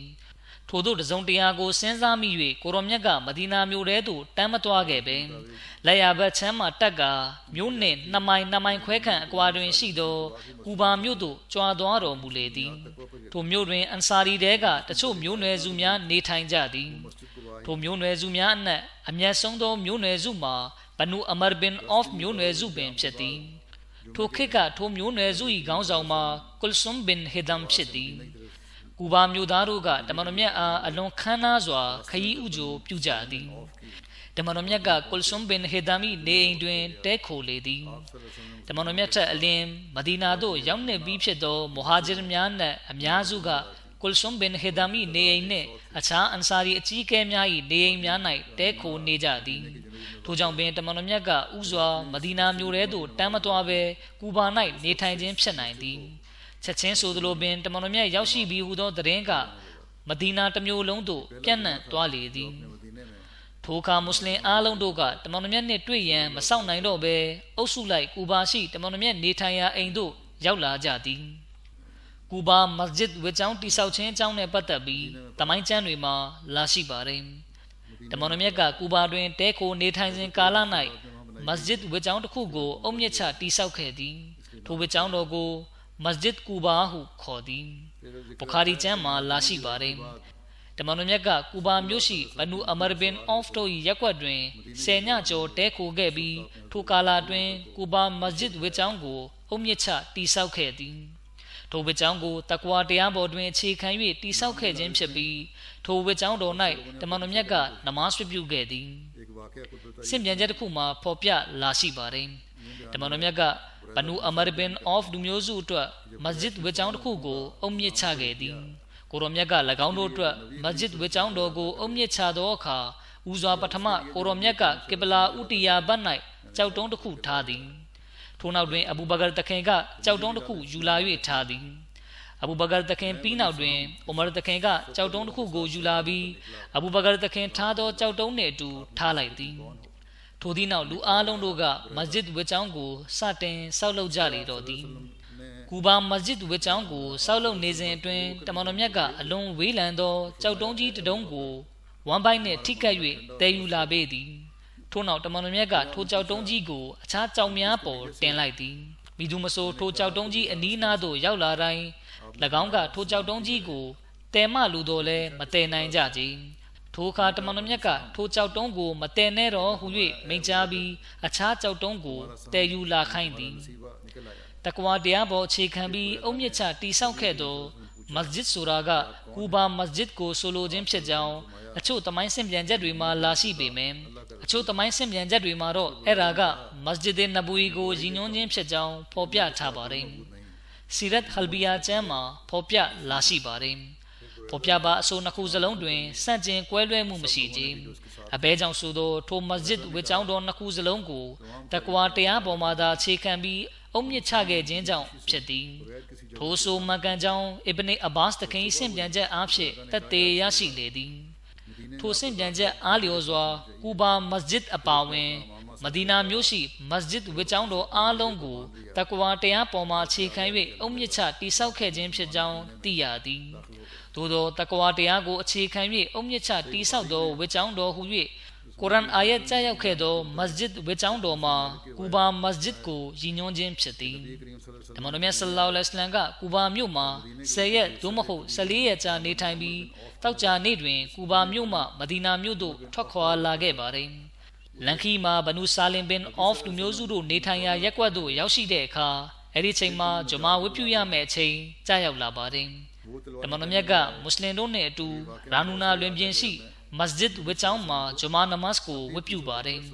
်ဂျမာနမတ်ကိုနောက်လိုက်ဝတ်ပြုကြသူအရေအတွက်က100ရှိပါတယ်ရာနူနာလွင်ပြင်ကမဒီနာမြို့တောင်ဘက်မှာတည်ရှိပါတယ်တမန်တော်မြတ်ကရာနူနာလွင်ပြင်ရှိမစဂျစ်ဝတ်ကျောင်းမှာဂျမာနမတ်ဝတ်ပြုတဲ့အခါအဲ့ဒီအချိန်ကစလို့အဲ့ဒီမစဂျစ်ဝတ်ကျောင်းကိုမစဂျစ်ဒ်အလ်ဂျမာဆိုတဲ့နာမည်နဲ့မှတ်ခေါ်ခဲ့ကြပါတယ်အဲ့ဒီဂျမာနမတ်ကမဒီနာမြို့မှာဝတ်ပြုတဲ့ပထမဆုံးဂျမာဖြစ်ပါတယ်အဲ့ဒီနေရာမှာဂျမာဝတ်ပြုခဲ့တဲ့အတွက်အဲ့ဒီမစဂျစ်ကိုနောက်ပိုင်းမှာတိဆောက်ခဲ့ခြင်းလည်းဖြစ်နိုင်ပါတယ်အဲ့ဒီအတွက်ကြောင့်ပဲမစဂျစ်ဒ်အလ်ဂျမာဆိုတဲ့နာမည်ကိုမှတ်တွင်ခဲ့ခြင်းဖြစ်ပါတယ်အဲ့ဒီမှာဂျမာနမတ်ဝတ်ပြုပြီးနောက်တမန်တော်မြတ်ဆလ္လာလဟ်အလိုင်းဝါဆလမ်ကအဘူဘကာတခင်ကိုမိမိရဲ့နောက်မှာထိုင်ခိုင်းလျက်ကလုတ်စီးနှင်းပြီးထွက်ခွာလာခဲ့ပါတယ်စုငွေကိုမမောပြီးလူတော်များများကတမန်တော်မြတ်နောက်သို့လိုက်ဖို့ကြိုးစားခဲ့ကြပါတယ်ဒီကြောင့်နဲ့ပတ်သက်ပြီးတမိုင်းကျမ်းတွေမှာဖြစ်ရတစ်ခုကိုဖော်ပြထားပါတယ်ဝရိုင်ဒါဘင်ဟူဆိုက်ကဆင့်ပြန်ပါတယ်ကိုရိုက်စတိုကတမန်တော်မြတ်ကိုဖမ်းပေးလျင်ကလုတ်အကောင့်100စုချမီဟုကြေညာချက်ထုတ်ပြီးနောက်တွင်ကျွန်ုပ်ကိုလည်းစုငွေမမောသောစိတ်ကတမန်တော်မြတ်အားဖမ်းဆီးရန်လှုံ့ဆော်ခဲ့လေသည်ထို့ကြောင့်ကျွန်ုပ်ကဘနူဆဟမ်လူမျိုးစုမှလူ80နဲ့အတူကလုတ်စီးလျက်ထွက်လာခဲ့သည်လန်ခီတွင်တမန်တော်မြတ်ကိုတွေ့သည်တမန်တော်မြတ်ကကျွန်ုပ်အားအသင်ဘယ်သူလဲဟုမေးရာကျွန်ုပ်ကဘူရိုင်ဒါဖြစ်ပါသည်ဟုပြန်ဖြေ၏ထိုအခါကိုရောမြတ်ကအဘူဘကာတခင်ဘတ်သို့လှည့်ပြီးအိုအဘူဘကာငါကိုရောတို့၏အရေးကိစ္စသည်မှန်ကန်အေးချမ်းသွားလေပြီဟုမိန့်ကြားလေသည်ထို့နောက်တမန်တော်မြတ်ကကျွန်ုပ်အားအသင်မိသည့်မျိုးနွယ်စုဝင်ပါနည်းဟုမေးရာကျွန်ုပ်ကဘနူအစ္စလမ်မျိုးနွယ်စုတွေကပါဟုဖြေ၏တမန်တော်မြတ်ကအသင်ငြိမ်းချမ်းစွာရှိပါစေဟုဆုတောင်းပေးလေသည်တဖန်တမန်တော်မြတ်ကအသင်သည်မိသူ၏သားသမီးအဆက်နွယ်တွေကပါနည်းဟုမေးလျင်ကျွန်ုပ်ကဘနူဆဟမ်၏သားသမီးအဆက်နွယ်များတွေကပါဟုဖြေလေသည်တမန်တော်မြတ်ဆလ္လာလဟ်အလိုင်းဝါဆလမ်ကအဘူဘကာတခင်အားအိုအဘူဘကာအသင်၏နဖူးစာကံကောင်းမှုပေါ်လာလေပြီဟုမိန့်ကြားလေသည်ထို့နောက်ကျွန်ုပ်ကတမန်တော်မြတ်အားလူချင်းမင်းကမိသူပါနည်းဟုမေးရာတမန်တော်မြတ်ကကျွန်ုပ်သည်အဗ်ဒူလာဟ်သားမိုဟမ္မဒ်ဖြစ်ပြီးအလာဟ်တမန်တော်ဖြစ်ပါသည်ဟုဖြေကြားလေသည်ထိုအခါတွင်ကျွန်ုပ်ကအလာမတပါခောက်ကိုကိုးကွယ်ခြင်းခံထိုက်ရာအရှင်မရှိကြောင်းနှင့်မိုဟမ္မဒ်တခင်သည်အရှင်မြတ်တမန်တော်ဖြစ်ကြောင်းကျွန်တော်မျိုးသက်သေခံပါသည်ဟုပြောလိုက်သည်ထိုသည့်နောက်တွင်ကျွန်ုပ်ကအစ္စလာမ်ကိုလက်ခံယုံကြည်ခဲ့ပြီးကျွန်ုပ်နှင့်အတူပါလာသူများကလည်းအစ္စလာမ်ကိုလက်ခံယုံကြည်ခဲ့ကြသည်ထို့နောက်ကျွန်ုပ်ကချီးမွမ်းထောက်မနာခြင်းအပေါင်းသည်အလရှမြတ်အဖို့သာဖြစ်သည်ဟုဆို၏ထို့သောဖြင့်ကျွန်ုပ်တို့၏ဘနူဆဟမ်လူမျိုးစုသည်မိတို့သောအတင်းကျပ်ပြုမှုမျိုးမှမရှိဘဲမိမိသဘောဆန္ဒအလျောက်စိတ်ကြည်ပြူကျေနပ်စွာအစ္စလာမ်ကိုလက်ခံယုံကြည်ခဲ့ခြင်းဖြစ်သည်နနလင်းသောကျွန်ုပ်ကတမန်တော်မြတ်အားအိုလိုက်တမန်တော်မြတ်ကိုတော်မဒီနာမြို့သို့ဝင်လျင်အလံတစ်ခုနှင့်တူဝင်ရောက်လျင်ပိုကောင်းပါမည်ဟုလျှောက်ထားလိုက်သည်ထို့နောက်တွင်ကျွန်ုပ်ကကျွန်ုပ်၏ခေါင်းတွင်ပေါင်းထားသောခေါင်းပေါင်းဝတ်ကိုချွတ်ပြီးလန်တန်ထိပ်မှခြိလိုက်သည်ထို့နောက်ကျွန်ုပ်ကထိုလံကိုကိုင်းဆောင်ကာတမန်တော်မြတ်၏ရှေ့မှတွားလေသည်ထို့သောဖြင့်တမန်တော်မြတ်အပါဝင်မွတ်စလင်အားလုံးတို့သည်မဒီနာမြို့သို့ဝင်ရောက်သွားကြလေသည်ဆဟီဘူခါရီကျမ်းမှာတမန်တော်မြတ်မဒီနာသို့ဝင်ရောက်တဲ့အကြောင်းနဲ့ပတ်သက်ပြီးအနတ်ဘင်မာလစ်တခင်ရဲ့ဆင့်ပြန်ချက်ကိုဖော်ပြထားပါတယ်တမန်တော်မြတ်ကမဒီနာမြို့သို့ဝင်ရောက်လာသည်ဦးစွာတမန်တော်မြတ်ကမဒီနာမြို့အဝင်ရှိဘနူအမာဘင်အော့ဖ်လူမျိုးစုတို့နေထိုင်ရာရပ်ကွက်သို့ဝင်ရောက်တော်မူသည်တမန်တော်မြတ်ကထိုရက်တွင်14ရက်ကြာနေထိုင်သည်ထို့နောက်တဖန်ဘနူနဂျာလူမျိုးစုကိုကိုရောမြတ်ကဆင့်ခေါ်လိုက်သည်၎င်းတို့ကဓာများလွယ်လျက်ရောက်လာကြသည်ထိုဖြစ်စဉ်ကိုကျွန်ုပ်ကအဘယ်မျှတတိတရရှိသည်နည်းဆိုလျင်ယခုတိုင်လဲကိုရောမြတ်ကိုအစည်းနှင်းပေါ်တွင်စီးနှင်းလျက်ရှိသည်ကိုမြင်နေရသလိုဖြစ်သည်အဘူဘကာတခင်ကတမန်တော်မြတ်၏အစည်းနှင်းပေါ်တွင်ကိုရော၏နောက်မှစီးနှင်းလိုက်ပါလာသည်နောက်ဆုံးတွင်ကိုရောမြတ်ကအဘူအယုဘ်တခင်၏အိမ်တွင်တဲခိုနေထိုင်လေသည်ဒီကြောင့်နဲ့ဆက်လင်းပြီးမီဇာဘရှိရာမဆပ်ကရေးပါတယ်တမန်တော်မြတ်သည်ကူဘာမြို့တွင်10ရက်ကျော်နေထိုင်ပြီးနောက်မဒီနာမြို့အတွင်းပိုင်းသို့ဝင်ရောက်တော်မူလေသည်အန်ဆာရီနှင့်မူဟာဂျီအုပ်စုကြီးတစ်ခုက ကိုရောနှင့်အတူပါလေသည်ကိုရောကကလုတ်ပေါ်တွင်စီးနှင်းလျက်ရှိပြီးအဘူဘကာတခင်ကကိုရော၏ကလုတ်ပေါ်တွင်ကိုရော၏နောက်မှထိုင်ပြီးလိုက်ပါလာသည်ထိုအုပ်စုကြီးသည်တဖြည်းဖြည်းနှင့်မဒီနာမြို့ထဲသို့ဝင်လာသည်လန်ခီမာတင်ဂျမာနမတ်ဝေပြုရမည့်အချိန်ကြာရောက်လာသည်တမန်တော်မြတ်ကဘနူဆာလင်ဘင်အော့ဖ်တို၏ရက်ကွက်တွင်ရန်နာတော်မူလျက်ခွတ်ဘာမိန်ကွန်းမကြားလျက်တာဝကတော်များနှင့်ဂျမာနမတ်ကိုဝေပြုတော်မူလေသည်ထိုထက်အလင်ကပင်ဂျမာဝေပြုခြင်းဒလိမှာစတင်ခဲ့ပြီးဖြစ်တော်လဲထိုဂျမာမှာတမန်တော်မြတ်ကိုယ်တိုင်ဥဆောင်ဝေပြုသောပထမဆုံးဂျမာဖြစ်ကြောင်းထိုချိန်မှစ၍ပုံမှန်ဂျမာဝေပြုခြင်းစနစ်ဖြစ်ထွန်းလာခဲ့ကြောင်းတမိုင်းပညာရှင်များကဆိုကြသည်ဒီချက်ကိုကြည်ခြင်းဖြင့်မစဂျစ်ဒ်ဂျမာကနောက်ပိုင်းမှာတိဆောက်ခဲ့ခြင်းဖြစ်ကြောင်းသိရပါတယ်မီဇာဘရှိရာမဆပ်ကရေးပါတယ်ဂျမာနမတ်ပြုပြီးနောက်တွင်တမန်တော်မြတ်နှင့်တာဝကတော်အုပ်စုကြီးကတဖြည်းဖြည်းနှင့်မဒီနာမြို့ထဲသို့ဝင်လာသည်လမ်းတွင်တမန်တော်မြတ်ကမွတ်စလင်တို့၏အိမ်ရှိများမှဖြတ်တန်းသွားသောအခါ၎င်းတို့ကချစ်ချင်းစိတ်အားကြောင့်အိုးလိုက်တမန်တော်မြတ်ကျွန်တော်မျိုးတို့၏အိမ်ကျွန်တော်မျိုးတို့၏ဥစ္စာဒနာနှင့်ကျွန်တော်မျိုးတို့၏အသက်များသည်ကိုရော့အလို့ငါအသင့်ရှိပါသည်ထို့ပြင်ကိုရော့အားကာကွယ်စောင့်ရှောက်ရန်ကျွန်တော်မျိုးတို့တွင်အကြောင်းကံဝိထုပစ္စည်းအစုံလင်လဲရှိပါသည်ထို့ကြောင့်ကျွန်တော်မျိုးတို့အိမ်တွင်တဲခိုပါဟုသူထက်ငါအပြိုင်လျှောက်ထားကြသည်တမန်တော်မြတ်က၎င်းတို့အတွက်တဝါဆူတောင်းပေးပြီးတဖြည်းဖြည်းမျိုးရဲသို့သာဝင်ရောက်သွားနေတော်မူခဲ့သည်မွတ်စလင်မိန်းကလေးများနှင့်အမျိုးသမီးများကပျော်ရွှင်ဝမ်းမြောက်မှုကြောင့်မိမိတို့အိမ်များ၏ခေါင်မိုးပေါ်တက်ပြီးတေးကဗျာများတီးဆိုရင်ကျူးကြ၏طلع البدر علينا من ثنيات الوداع وجب الشكر علينا ما دعا لله دا 14ရက်ညလာသည်ကျွန်ုပ်တို့အတွက်ဝီသာကုန်းမြတ်ဘက်အရက်မှဖတ်ပြူလာလေပြီတို့ဖြစ်၍ယဉ်ကျေးဇူးတရားကိုအောက်မေ့တိတက်ရန်ကျွန်ုပ်တို့၌မုတ်ချတာဝန်ရှိခဲ့လေပြီမွတ်စလင်ကလေးငယ်များကမဒီနာမြို့လမ်းသွယ်များအတွင်တလန်းဝင်တလန်းထွက်ပြီးမုဟမ္မဒ်ဆလ္လာလဟ်အလိုင်းဝါဆလမ်ရောက်ရှိလို့လာပြီးဖယားသခင်၏တမန်တော်ကြွားမြန်းလို့လာပြီးဟူသောကြပြာကိုတီးဆိုရင်ကျူးကြသည်ထို့ပြင်မဒီနာမြို့ရှိဟပ်ရှိကျေးကျွန်များကလည်းတမန်တော်မြတ်ကြွားမြန်းလာခြင်းကြောင့်မိမိတို့တက်ကြွသောဓာရီအလှကိုပြသလျက်လှဲ့လဲတွာလာနေကြသည်ထို့သောဖြင့်တမန်တော်မြတ်ကမြို့ထဲသို့ဝင်ရောက်တော်မူသောအခါလူတိုင်းကမိမိတို့အိမ်တွင်တမန်တော်မြတ်အားတဲခိုစီလိုသောကြောင့်ရှေ့သို့တိုးလန်းပြီးမိမိတို့အလုတ်ကျွေးပြုပါမိအကြောင်းပန်ကြားတောင်းဆိုကြသည်တမန်တော်မြတ်ကအားလုံးကိုချစ်ခင်သောစကားများဆိုပြီးရှေ့သို့လှမ်းချီသွားတော်မူခဲ့သည်နောက်ဆုံးတွင်တမန်တော်မြတ်၏ကလုတ်ကဘနူနဂျာတို့၏ရက်ကွက်သို့ရောက်ရှိလေသည်ထိုရက်ကွက်တွင်ဘနူနဂျာလူမျိုးစုဝင်တို့ကဒါလနများကင်ကာတန်းစီလျက်တမန်တော်မြတ်အားကြိုဆိုနေကြသည်ထိုလူမျိုးစုမှမိန်းကလေးငယ်တို့ကပုံတီးလျက်နဟနူဂျဝါရင်မင်ဘနီနဂျာယာဟဘဇာမုဟမ္မဒ်မင်ဂျာဟူ၍ရွတ်ဆိုနေကြသည်ဆိုလိုသည်မှာကျမတို့သည်ဘနူနဂျာမျိုးနွယ်စုမှမိန်းကလေးများဖြစ်ကြပါသည်မုဟမ္မဒ်တခင်သည်ကျမတို့၏ရက်ကွက်၌နေထိုင်ရန်ကြွားမြန်းလာခြင်းကြောင့်ကျမတို့သည်အဘယ်မျှကံကောင်းလိုက်ပါသည်တမန်တော်မြတ်ဆလ္လာလဟ်အလိုင်းဝါဆလမ်ကမိမိရဲ့မိသားစုဝင်တွေနဲ့အဘူဘကာတခင်ရဲ့မိသားစုကိုမဒီနာမြို့သို့ခေါ်တော်မူတဲ့ဖြစ်ရပ်နဲ့ပတ်သက်ပြီးမွတ်စလင်မာဦးရဒီအလာဟူအန်ဟူတခင်ကမိန့်ကြားပါတယ်မဒီနာရောက်ပြီးကာလတန်ကြာပြီးနောက်တွင်တမန်တော်မြတ်သည်မကာမမိမိအိမ်သူအိမ်သားများကိုခေါ်ဆောင်လာရန်အတွက်ကျွန်ဘွားမှလွတ်လပ်ခွင့်ပေးထားသောဇိုက်ကိုမကာသို့ဆေလွတ်လိုက်သည်တမန်တော်မြတ်မကာမရုတ်တရက်လွတ်မြောက်ထွက်ခွာသွားခြင်းဖြစ်ရကြောင်းမကာသားတို့မှာအနှဲငယ်တုန်လှုပ်သွားခဲ့ကြရာသူတို့၏မတရားကျူးလွန်မှုများသည်လည်းကာလအတန်ကြာရပ်တန့်သွားခဲ့လေသည်ဤသို့တုန်လှုပ်မှုကြောင့်၎င်းတို့သည်တမန်တော်မြတ်ဆလ္လာလဟ်အလိုင်းဝါဆလမ်နှင့်အဘူဘကာတခင်တို့၏ကျမ်းမိသားစုဝင်များမကာမထွက်ခွာသွားသည်ကိုပင်တတိမထားမိကြတော့ကြဤသို့ဖြစ်ကျန်ရစ်သောမိသားစုဝင်များသည်မဒီနာသို့အစဉ်ပြေချောမွေစွာရောက်ရှိသွားကြလေသည်ထိုစဉ်ကာလအတွင်း၌တမန်တော်မြတ်ဆလ္လာလဟ်အလိုင်းဝါဆလမ်ဝယ်ယူထားသောမြေကွက်လက်တွင်ကိုရော်သည်ဥစွာပထမမစဂျစ်ဝစ်ကျောင်းကိုအုပ်မြစ်ချလေသည်ထို့နောက်မိမိနှင့်မိမိနောက်လိုက်များနေထိုင်ရန်အိမ်များဆောက်လုပ်စေ၏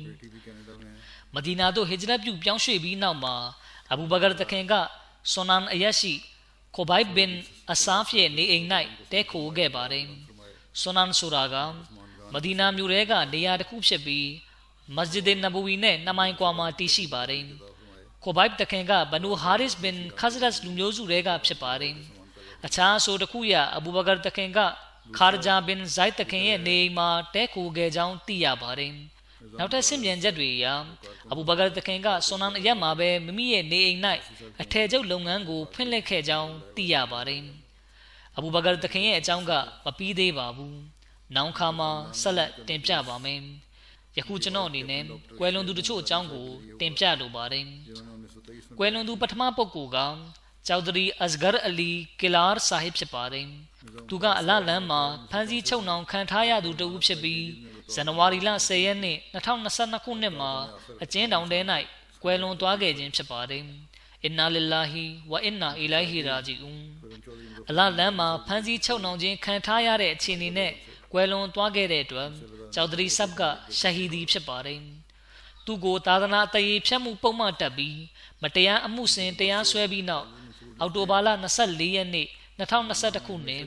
ပါကစ္စတန်နိုင်ငံဘဟာဝါပူအကျဉ်းထောင်မှာဖမ်းဆီးချုပ်နှောင်ခဲ့တာဖြစ်ပါတယ်။အကျဉ်းထောင်ထဲမှာသူ့ကျမ်းမာရေးအခြေအနေကဆိုးရွားလာတာကြောင့်ဇန်နဝါရီလ4ရက်နေ့မှာစေယုံတင်လိုက်ရပြီးများမကြာခင်မှာပဲကွယ်လွန်သွားခဲ့ပါတယ်။ကွယ်လွန်ချိန်မှာသူ့အသက်က80ရှိပြီဖြစ်ပါတယ်။သူဟာအကျဉ်းထောင်ထဲမှာ3လနဲ့15ရက်နေခဲ့ရပါတယ်။သူကိုဇန်နဝါရီလ17ရက်နေ့မှာအမိန့်ချဖို့စီစဉ်ထားကြပေမယ့်အဲ့ဒီရဲ့မတိုင်ခင်မှာပဲသူကအလားမိန်ခံသွားခဲ့တာဖြစ်ပါတယ်။သူဟာចောင်းသားရွယ်မှာပင်အာမဒီယတ်ကိုလက်ခံခဲ့တာဖြစ်ပြီးဒီလိုပုံစံနဲ့အာမဒီယတ်ကိုလက်ခံခဲ့တာသူ့မိသားစုထဲမှာသူတယောက်တည်းပဲရှိပါတယ်။အာမဒီယတ်ကိုလက်ခံလိုက်တဲ့အတွက်သူ့မိသားစုကသူ့ကိုငွေကြေးမထောက်ပံ့တော့ပါဘူး။ဒီလိုကြောင့်သူကကလေးတွေကိုစာသင်ပေးပြီးသူ့ပညာရေးစိတ်ရရှိအောင်ကြိုးစားခဲ့ပါတယ်။သူကခလာဖတ်ကိုလွန်စွာချစ်မြတ်နိုးသူဖြစ်ပြီးလေးစားစရာကောင်းတဲ့ဝက်ဖေဇင်ဒဂီတူဖြစ်ပါတယ်။သူဟာလူတွေကိုအလရှမြတ်ဘတ်သို့ဖိတ်ခေါ်ရခြင်းကိုလွန်စွာနှစ်သက်သူဖြစ်ပါတယ်။သူရဲ့အားထုတ်မှုကြောင့်လူများစွာတို့ဟာအာမဒီယတ်ရဲ့ရင်ဝင်ထဲသို့ရောက်ရှိလာကြပါတယ်။သူဟာ9ချိန်နမတ်ကိုပုံမှန်ဝတ်ပြုသူဖြစ်ပြီးပုံမှန်ဥပုသ်ဆောင်သူလည်းဖြစ်ပါတယ်။သူဟာဆင်းရဲနွမ်းပါးသူတွေနဲ့လိုအပ်ချက်ရှိသူတွေကိုကူညီတဲ့အပြင်သူ့ကိုစန့်ကျင်တဲ့သူ့မိသားစုဝင်တွေကိုတောင်ကူညီသူဖြစ်ပါတယ်။အကျဉ်းထောင်ထဲမှာရှိနေစဉ်အတွင်းသူဟာအိမ်မက်3ခုကိုမြင်မှတ်ခဲ့ပါတယ်။အဲ့ဒီအိမ်မက်တွေထဲမှာအလရှမြတ်ကသူ့ထံသို့ဇလန်ငိမ့်ငိမ့်ရေးသတင်းစကားကိုပို့ဆောင်ခဲ့ပါတယ်။သူဟာဂျမတ်ကိုအခမ်းကဏ္ဍအသီးသီးကနေအလုတ်ကျွေးပြုခဲ့သူဖြစ်ပါတယ်။သူမှာဇနီးသား2ယောက်နဲ့သမီး1ယောက်ကျန်ရစ်ခဲ့ပါတယ်။ကွယ်လွန်သူဒုတိယပုဂ္ဂိုလ်ကမီရဇာမွမ်တာစ်အာမတ်ဆာဟစ်ဖြစ်ပါတယ်။အင်နာလ illah ဝအင်နာအီလိုင်ဟီရာဂျီအွန်သူကပါကစ္စတန်နိုင်ငံရဘွာမြို့ရှိဝကာလတေဥလီယာဌာနမှာအလုပ်လုပ်ကိုင်သူဖြစ်ပါတယ်။သူကဂျမာတ်ကိုကာလရှည်တရက်တိုင်အလုပ်ကျွေးပြုခဲ့သူဖြစ်ပါတယ်။သူမှာဇနီးသား2ယောက်နဲ့သမီး1ယောက်ကျန်ရစ်ခဲ့ပါတယ်။သူဟာအလွန်ကောင်းမွန်တဲ့အရေးချင်းများစွာကိုပိုင်ဆိုင်ထားပါတယ်။သူဟာအလုပ်လုပ်တဲ့အခါစိတ်နှစ်ပြီးလှုပ်လေ့ရှိပါတယ်။သူအလုပ်တွေပြီးမြောက်သွားပြီဆိုရင်အခြားသူတွေရဲ့အလုပ်တွေကိုအကူအညီပေးပါတယ်။သူဟာယာဒူးကြီးသူဖြစ်ပေမဲ့လွန်စွာကျွန်းလွန်နှိမ့်ချတတ်သူတီးခံတတ်သူနဲ့ရောင်ရဲတင့်တိမ်တတ်သူဖြစ်ပါတယ်။သူဟာတငယ်ချင်းမိတ်ဆွေတွေကြားမှာပြုံးရည်လျက်တိတ်ဆိတ်စွာနေထိုင်တတ်သူရုံမှာအလုပ်လုပ်ပြီးနောက်မှာလည်းဘဲမှမသွားဘဲအိမ်ကိုတန်းတန်းမတ်မတ်ပြန်လာတတ်တာကိုကျွန်တော်ခလီဖာသခင်ကိုယ်တိုင်တွေ့ဘူးပါတယ်။သူဟာအလုပ်ကိုစူးစမ်းလှုပ်ဆောင်သူဖြစ်ပါတယ်။ကွယ်လွန်သူတတိယပုဂ္ဂိုလ်ကအဗ်ဒุลခါလစ်ဆာဟစ်ဖြစ်ပါတယ်။အင်နာလ illah ဝအင်နာအီလိုင်ဟီရာဂျီအွန်သူကဖဇလေဥမာဆေးယုံရဲ့ကနဦးအုပ်ချုပ်ရေးမှူးတဦးဖြစ်ပါတယ်။သူမှာသား2ယောက်သမီး2ယောက်ကျန်ရစ်ခဲ့ပါတယ်။ပါကစ္စတန်နိုင်ငံမှာအာမဒီတွေဟာမွတ်စလင်မဟုတ်ဘူးလို့ကြေညာချိန်မှာသူအလုပ်လုပ်နေတဲ့အစိုးရဝန်ထမ်းအလုပ်ကနေနှုတ်ထွက်လိုက်ပြီးနုစရတ်ဂျဟန်စီမံကိန်းအောက်မှာဂျမတ်ကိုအလုပ်ကျွေးပြုခဲ့ပါတယ်။သူကိုဆီရာလီယွန်နိုင်ငံသို့ဆစ်လွတ်ခဲ့ပြီးအဲ့ဒီမှာသူက3နှစ်တာဝန်ထမ်းဆောင်ခဲ့ပါတယ်။ဒါပြင်ဆမာကန်ပြည်နယ်မှာလည်းတာဝန်ထမ်းဆောင်ပြီးလူများစွာတို့ကိုအကူအညီပေးလျက်အာမဒီယတ်ရဲ့သတင်းစကားကိုဖြန့်ချီခဲ့ပါတယ်။သူကိုဖဇလေဥမာဆေးယုံမှာကနဦးအုပ်ချုပ်ရေးမှူးအဖြစ်ဇရိုဒါခလီဖာသခင်ကခန့်အပ်ခဲ့တာဖြစ်ပြီး10နှစ်ကြာတာဝန်ထမ်းဆောင်ခဲ့ပါတယ်။သူဟာကျမ်းမြတ်ကုရ်အာန်ကိုအလွန်ချစ်ခင်သူဖြစ်ပြီးအမြဲတမ်းလိုဖတ်ရွတ်နေလေ့ရှိပါတယ်။သူကဘယ်လိုဆုံးဖြတ်ချက်မျိုးကိုမဆိုကျမ်းမြတ်ကုရ်အာန်ရဲ့လမ်းညွှန်ချက်နဲ့အညီသာချတတ်သူဖြစ်ပါတယ်။ သူဟာတာဂျွတ်နမတ်ကိုပုံမှန်ဆွဲမြဲစွာဝတ်ပြုသူဖြစ်ပြီးခီလာဖတ်ပေါ်မှာလည်းအလွန်ချစ်ခင်တဲ့တစ္ဆာရှိသူဖြစ်ပါတယ်။သူဟာအလွန်ကောင်းမွန်တဲ့အရေးချင်းများစွာကိုပိုင်ဆိုင်ထားသူလည်းဖြစ်ပါတယ်။အလရှမြတ်ဒီကွယ်လွန်သူအားလုံးကိုမဂ်ဖီရတ်တနာကျင်နာတော်မူလျက်ခွင့်လွှတ်ချမ်းသာပြုတော်မူပါစေ။သူတို့ရဲ့နာဝဉ္ဇဉ်ပိုင်းဆိုင်ရာအစဉ်တန်းကိုလည်းမြင့်တင်ပေးတော်မူပါစေ။ကျန်ရည်သူမိသားစုဝင်တွေကိုလည်းကြံ့ကြံ့ခံလျက်ယက်တီနိုင်စွမ်းပေးတော်မူပါစေ။ကျန်ရည်ခဲ့တဲ့သားသမီးတွေမြင်းမြစ်တွေကိုလည်းသူတို့အတိုင်းကောင်းမှုပွားများအားထုတ်နိုင်စွမ်းပေးသနာတော်မူပါစေ။အာမင်။